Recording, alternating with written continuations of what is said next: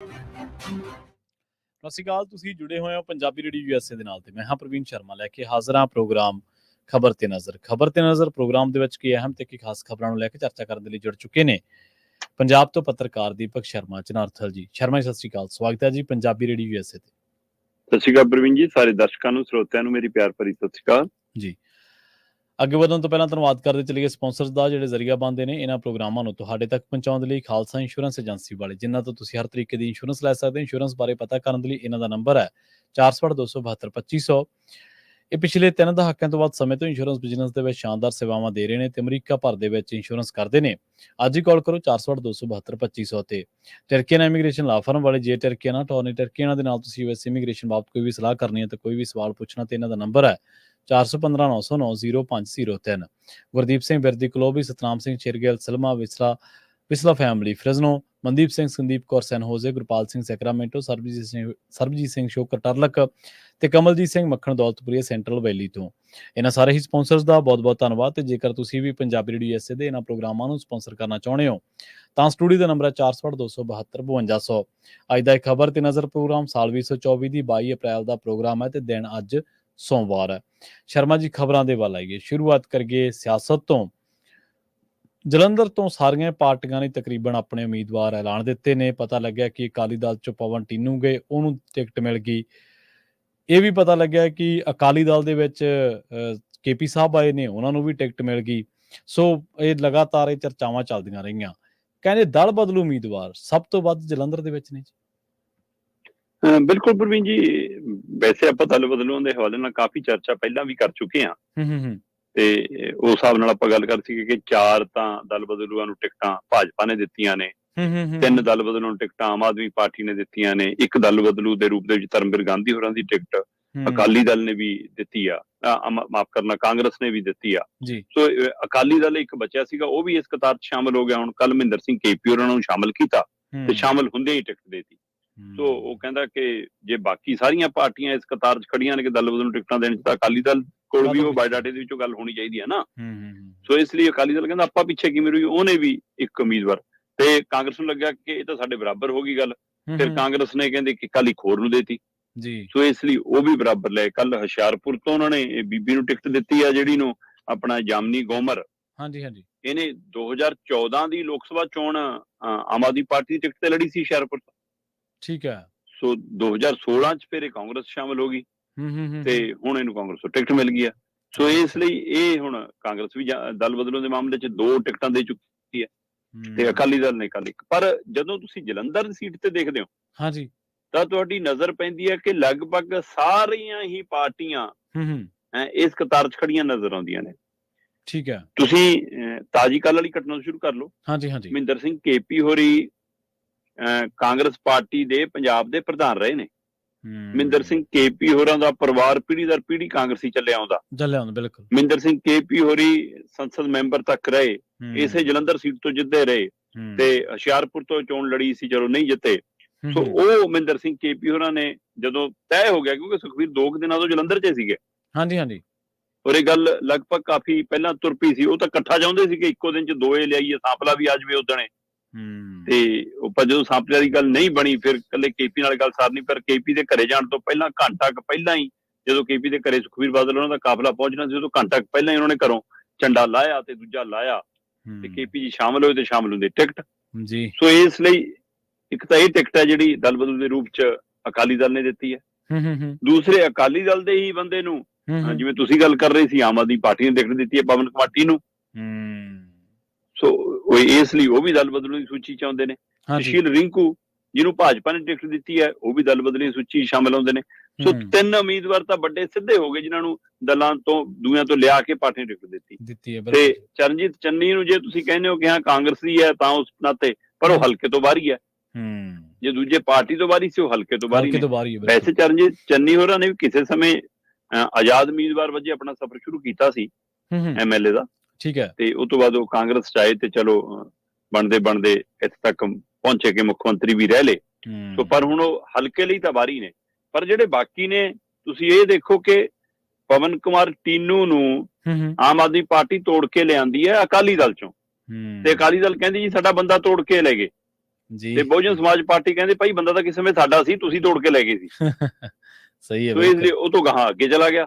ਇਸੇ ਤਰ੍ਹਾਂ ਸੁਸ਼ੀਲ ਰਿੰਕੂ ਵਾਲੇ ਮਾਮਲੇ ਦੇ ਵਿੱਚ ਵੀ ਕਹਿੰਦੇ ਜੀ ਆਮ ਆਦਮੀ ਪਾਰਟੀ ਵਾਲੇ ਕਹਿੰਦੇ ਅਸੀਂ ਲਿਆ ਕੇ ਐਮਪੀ ਬਣਾਇਆ ਜੀ, ਅੱਛਾ ਹੁਣ ਸਣੇ ਟਿਕਟ ਭਾਜਪਾ ਵਾਲੇ ਲੈ ਗਏ। ਜੀ। ਤੇ ਉਧਰ ਕਾਂਗਰਸੀ ਕਹਿੰਦੇ ਕਿ ਭਾਈ ਤੁਸੀਂ ਕਿੱਥੋਂ ਲੈ, ਤੁਹਾਡਾ ਕਿੱਥੋਂ ਲੈ ਗਏ, ਅਸਲੀ ਬੰਦਾ ਸਾਡਾ ਸੀ ਇਹ। ਸੋ ਉਹ ਕਾਂਗਰਸ ਚੋਂ ਹੋ ਕੇ ਆਇਆ ਹੋਇਆ। ਸੋ ਹੁਣ ਮਹਿੰਦਰ ਸਿੰਘ ਕੇਪੀ ਹੋਰੀ।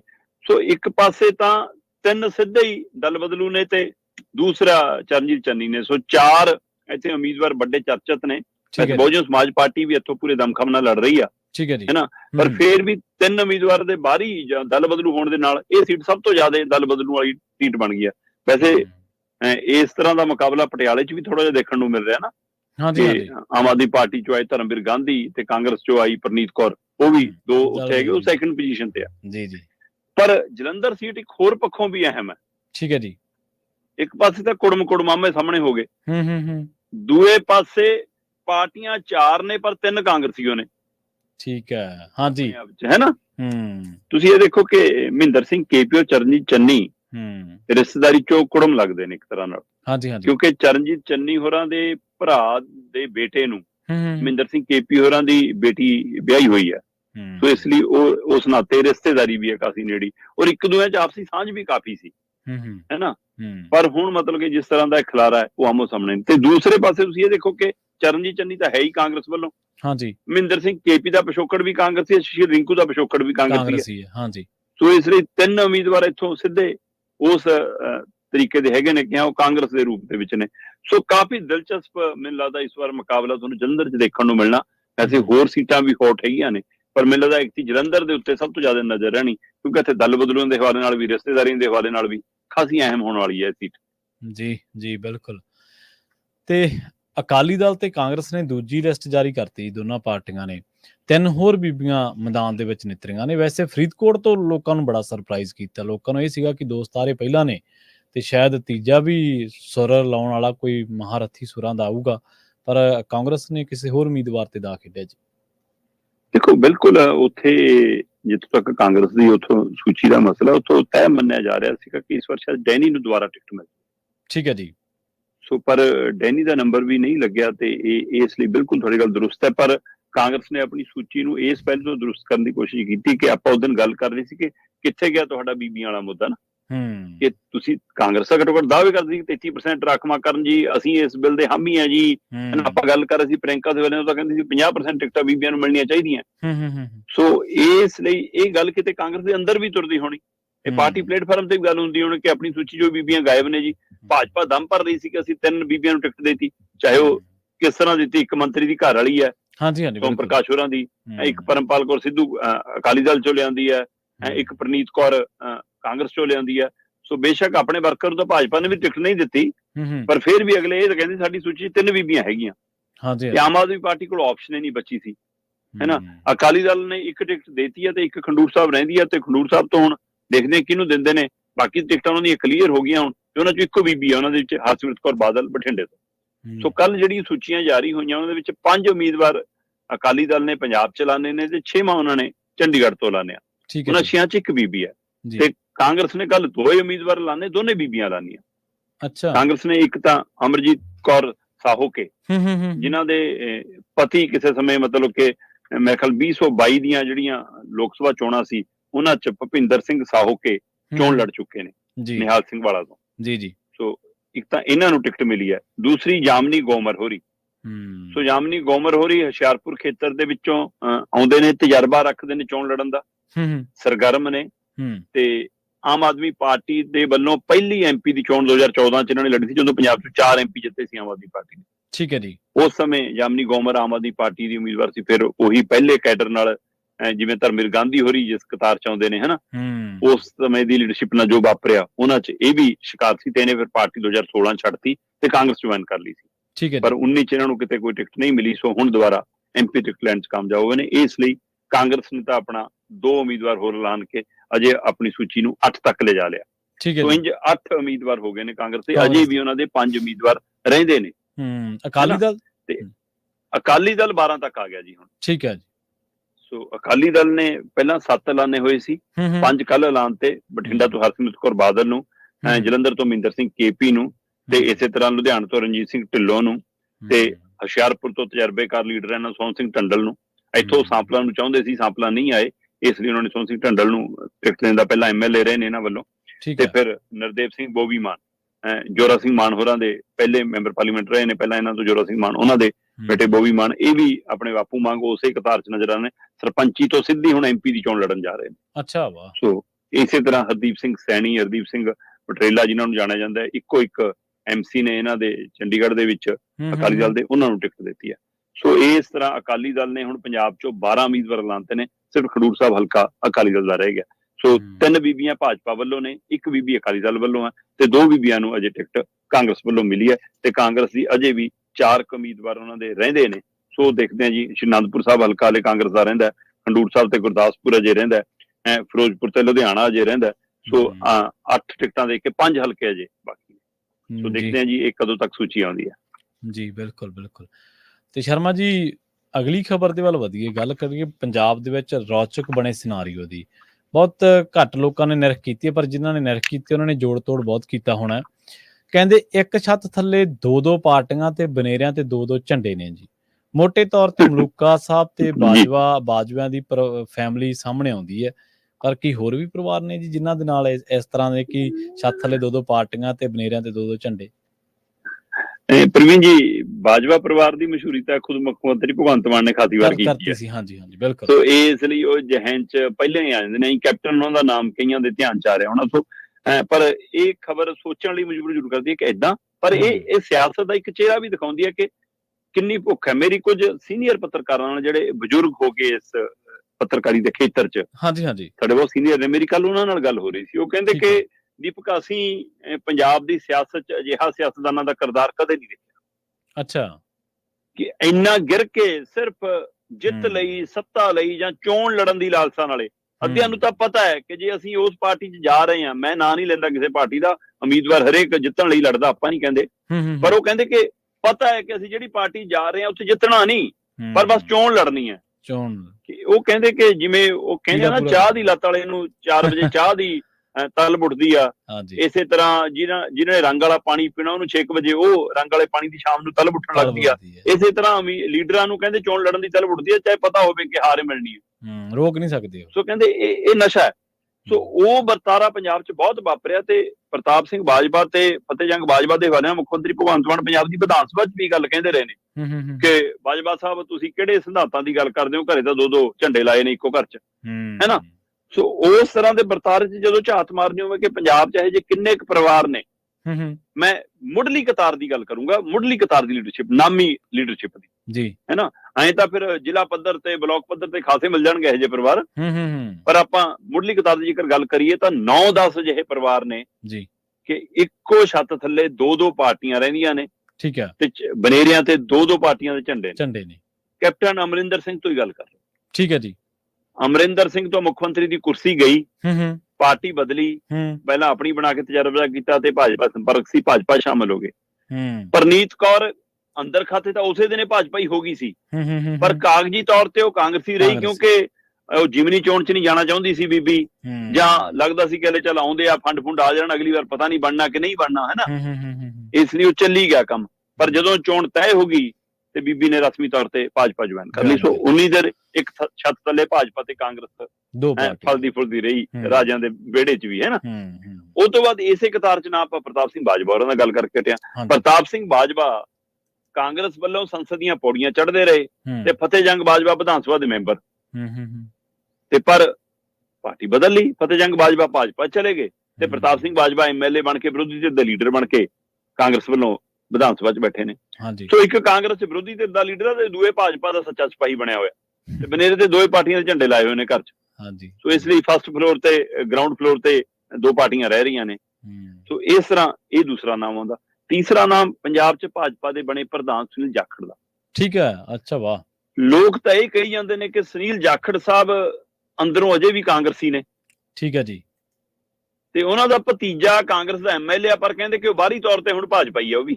ਹਾਂਜੀ ਹਾਂਜੀ ਹਾਂਜੀ ਬਿਲਕੁਲ, ਉਹ ਮੈਂ ਵੀ ਖਬਰ ਪੜ੍ਹੀ ਸੀ। ਸੁਨੀਲ ਜਾਖੜ ਹੋਰੀ ਕਹਿੰਦੇ ਜੀ ਕਿ ਪਹਿਲਾ ਗੁੱਸਾ ਉਹਨਾਂ ਨੂੰ ਜਾਂ ਪਹਿਲਾ ਝਟਕਾ ਉਹਨਾਂ ਨੂੰ ਲੱਗਦਾ ਜਦੋਂ ਉਹਨਾਂ ਤੋਂ ਬਿਨਾਂ ਮਤਲਬ ਤੋਂ, ਬਿਨਾਂ ਦੋਸ਼ ਤੋਂ, ਬਿਨਾਂ ਕਿਸੇ ਗੁਨਾਹ ਤੋਂ ਪ੍ਰਧਾਨਗੀ ਲਈ ਜਾਂਦੀ ਹੈ ਜੀ ਜੀ, ਫਿਰ ਦੂਜਾ ਝਟਕਾ ਉਹਨੂੰ ਦਿੱਤਾ ਜਾਂਦਾ ਕਿ ਮੁੱਖ ਮੰਤਰੀ ਦੀ ਕੁਰਸੀ ਕੋਲ ਖੜਾ ਕੇ ਉਹਨਾਂ ਤੋਂ ਕੁਰਸੀ ਖਿੱਚ ਲਈ ਜਾਂਦੀ ਆ। ਇਹ ਦੋ ਝਟਕਿਆਂ ਤੋਂ ਬਾਅਦ ਕਈ ਵਾਰ ਰਾਹੁਲ ਗਾਂਧੀ ਨੇ ਮਨਾਇਆ ਵੀ ਇੱਥੋਂ ਚੰਡੀਗੜ੍ਹ ਦੇ ਏਅਰਪੋਰਟ ਤੋਂ ਨਾਲ ਹੀ ਦਿੱਲੀ ਨੂੰ ਲੈ ਕੇ ਵੀ ਗਏ ਤੇ ਸਾਰਾ ਕੁਝ, ਪਰ ਗੱਲ ਨਹੀਂ ਬਣੀ।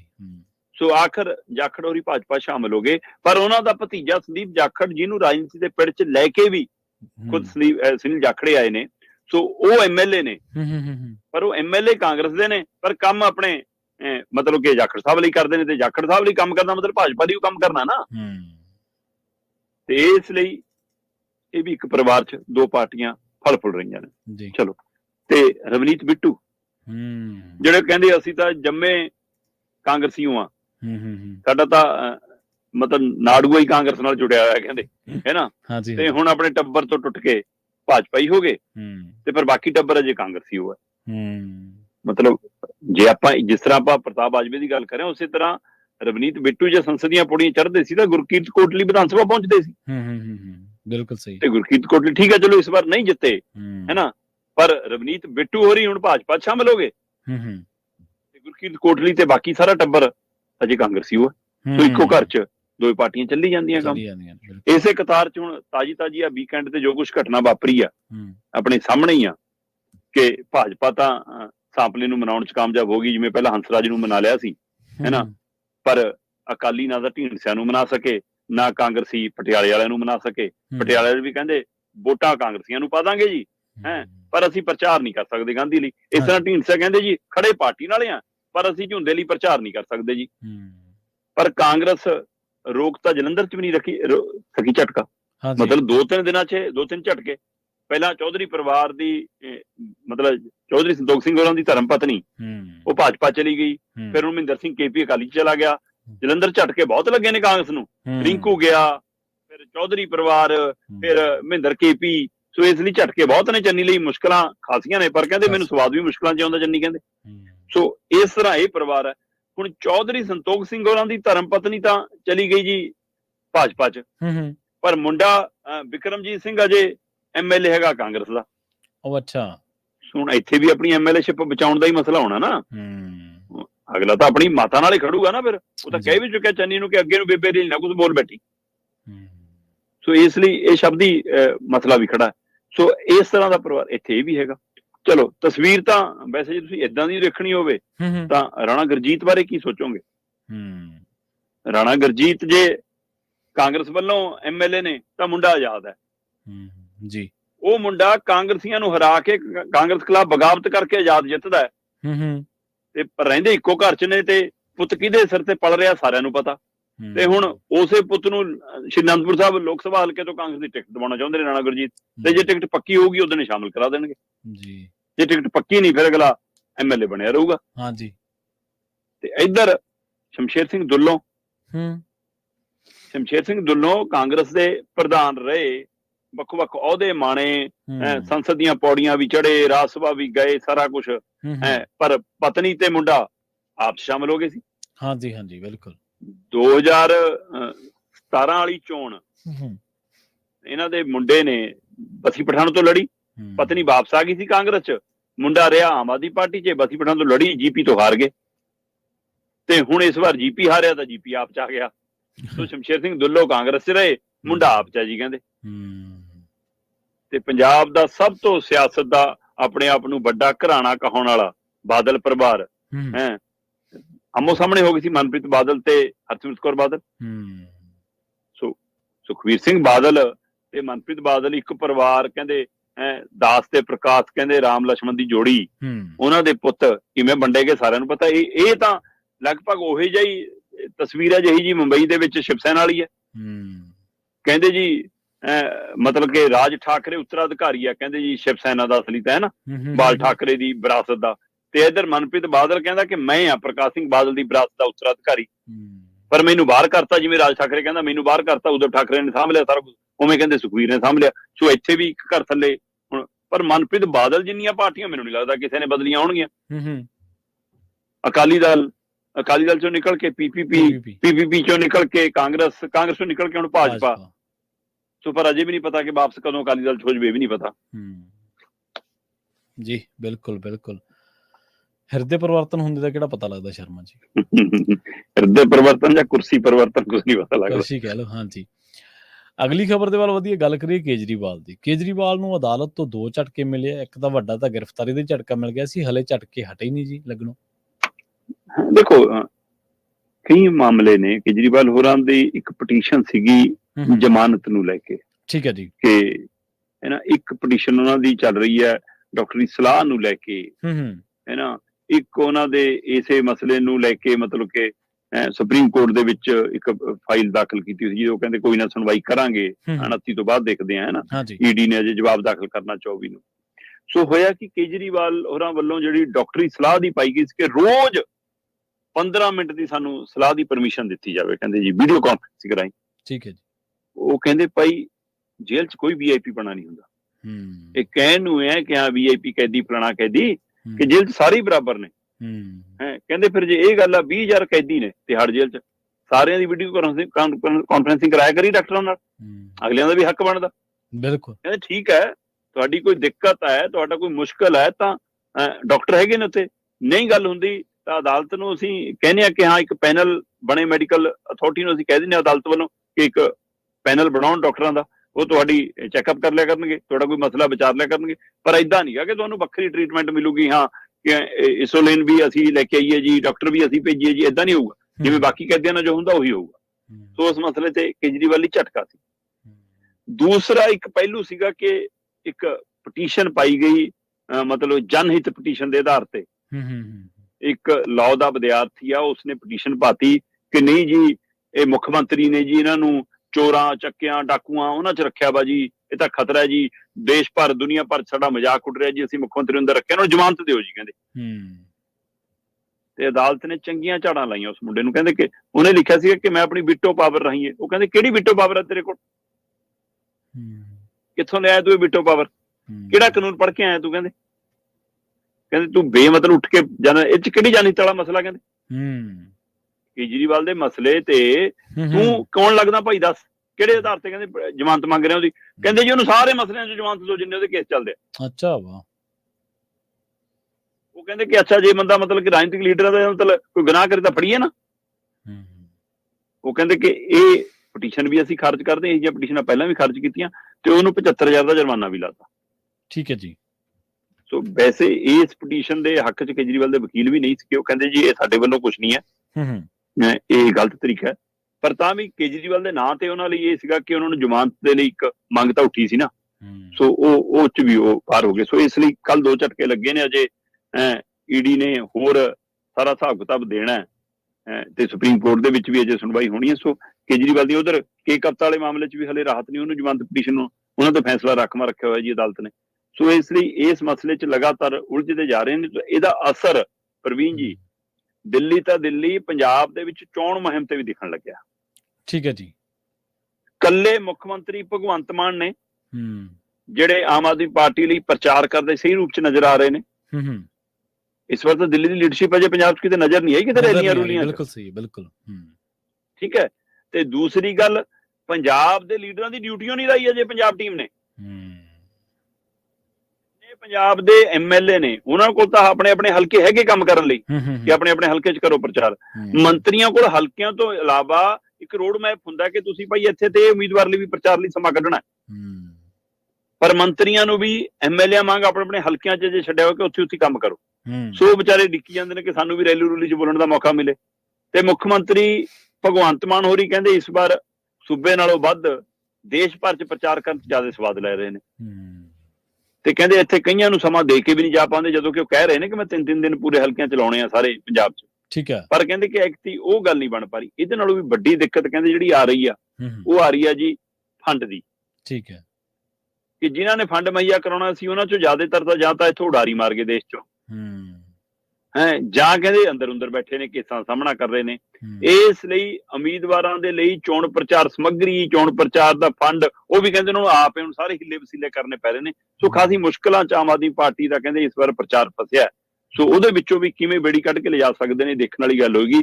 13-0 ਦਾ ਚੈਲੰਜ ਮੁੱਖ ਮੰਤਰੀ ਹੋਰਾਂ ਦਾ ਦਿੱਤਾ ਹੋਇਆ, ਉਹ ਕਾਫੀ ਚੁਣੌਤੀਪੂਰਨ ਹੈ। ਬੇਸ਼ੱਕ ਉਮੀਦਵਾਰ ਪਹਿਲਾਂ ਐਲਾਨ ਤੇ 13 ਉਸ ਮਾਮਲੇ 'ਚ ਪਹਿਲ ਕਦਮੀ ਕਰਤੀ, ਪਰ ਉਹਨਾਂ ਨੂੰ ਜਿਤਾ ਕੇ ਲਿਜਾਣਾ ਇੱਕ ਵੱਡਾ ਚੈਲੰਜ ਵੀ ਹੈ ਆਮ ਆਦਮੀ ਪਾਰਟੀ ਲਈ ਇਸ ਵਾਰ। ਜੀ ਜੀ। ਤੇ ਚਿੱਟਾ ਰੋਕਣ ਦੀ ਟ੍ਰੇਨਿੰਗ ਲੈਣ ਕਹਿੰਦੇ ਪੰਜਾਬ ਪੁਲਿਸ ਪਹੁੰਚੀ ਹੈ ਹਿਮਾਚਲ ਪ੍ਰਦੇਸ਼ ਦੇ ਵਿੱਚ ਜੀ।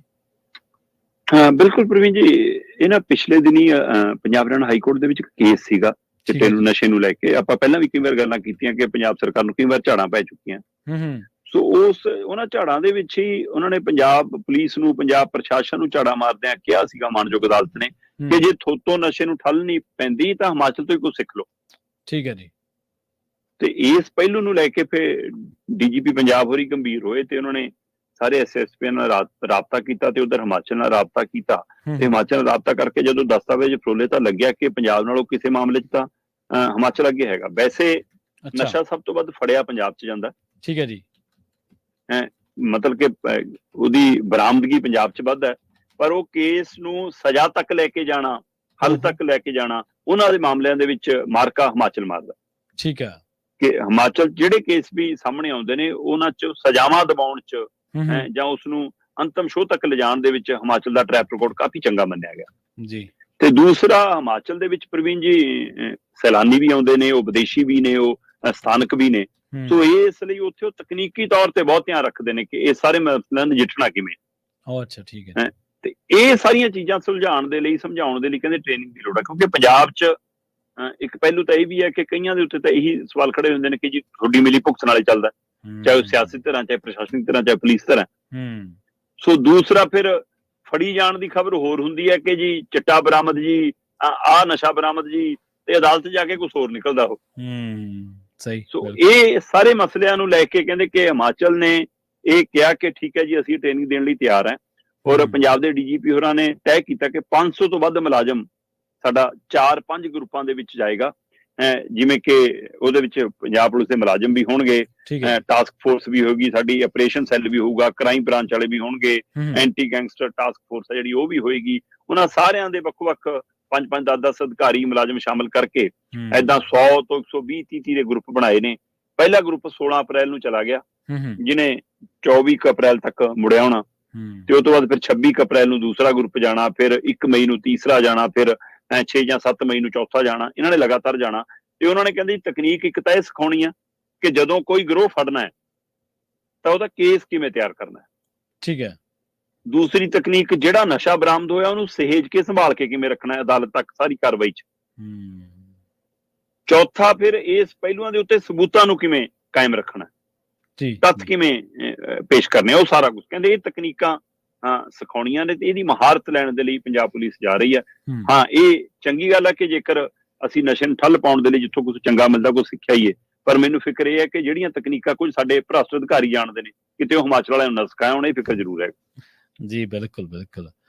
ਦੇਖੋ ਸ਼ਰਮਾ ਜੀ, ਗੱਲ ਇਹ ਹੈ ਕਿ ਕੁਝ ਚੀਜ਼ਾਂ ਮੋਰਾਲ ਤੇ ਵੀ ਡਿਪੈਂਡ ਕਰਦੀਆਂ। ਹਰੇਕ ਚੀਜ਼ ਖਾਈ ਥੋੜ੍ਹਾ ਜਾਂਦੀ ਹੈ।